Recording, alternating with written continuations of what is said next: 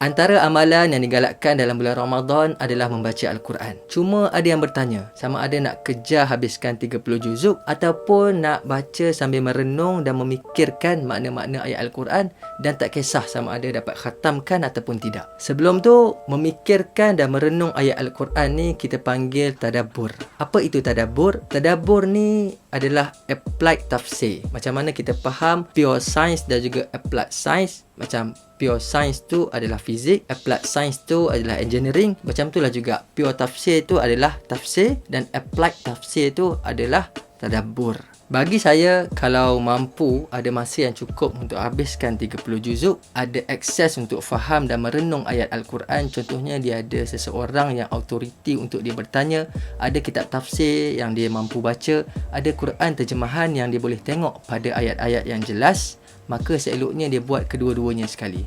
Sebab kedua-duanya ada asas. Yang pertamanya, membaca Al-Quran sehingga selesai 30 juzuk merupakan amalan Rasulullah SAW. Seperti mana yang direkodkan oleh Al-Bukhari, Rasulullah SAW akan bertadarus bersama Jibril setiap malam pada bulan Ramadan.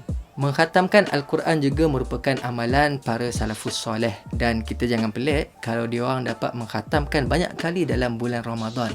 Ada yang dapat khatam 2 kali sehari, 60 juzuk sehari. Kita jangan pelik kerana bacaan Al-Quran mempunyai peringkat-peringkat. Ada bacaan tahqiq, iaitu baca slow sebiji-sebiji. Ada bacaan tenang, kita kenali sebagai bacaan tartil. Ada bacaan tadwir, sederhana laju. Ada bacaan laju tapi tak langgarlah hukum tajwid. Bacaan tu dikenali sebagai hadar. Dan yang keduanya adalah keberkatan masa lah. Masa kita sekarang ni banyak distraction.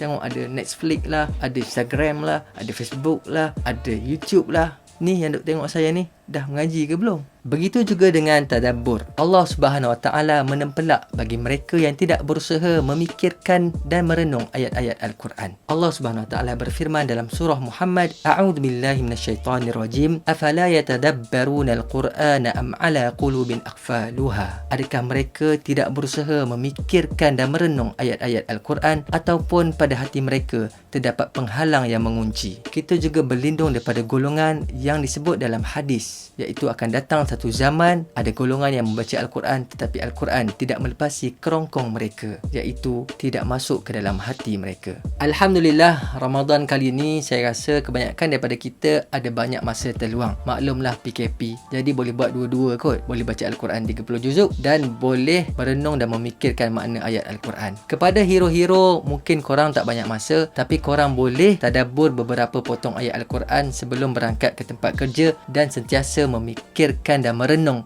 ayat tersebut sepanjang hari kalian. Yang penting kita semua ada masa dengan Al-Quran. Jangan duk asyik layan Netflix je tau. Kurus pasal hampa nanti.